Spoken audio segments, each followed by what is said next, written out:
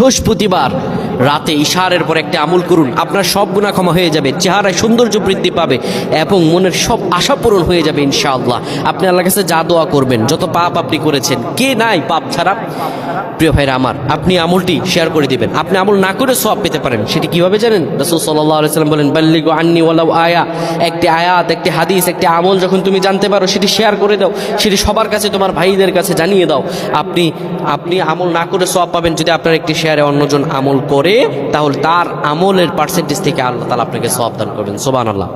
বৃহস্পতিবার ইশারের নামাজের পরে আপনি কিবলামুখী হয়ে যাবেন। রাসূলুল্লাহর শিখানো আমল, সে আমলটি হলো নবীজি সাল্লাল্লাহু আলাইহি সাল্লাম বলেন, ইশারের পরে যে ব্যক্তি সূরাতুল মুলক তেলাওয়াত করবে, এই সূরাতুল মুলক তেলাওয়াত করার কারণে আল্লাহ রাব্বুল আলামিন তার গুনাহগুলো ক্ষমা করে দিবেন এবং কবরের মধ্যে তার আমলগুলো হবে একটা পাখির মতো, একটা পাখির মতো হবে।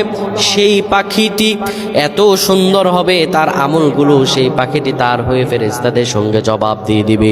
আমার আল্লাহ রাব্বুল আলামিন দয়া করে, মায়া করে তাকে মাফ করে দিবেন। সুবহানাল্লাহ।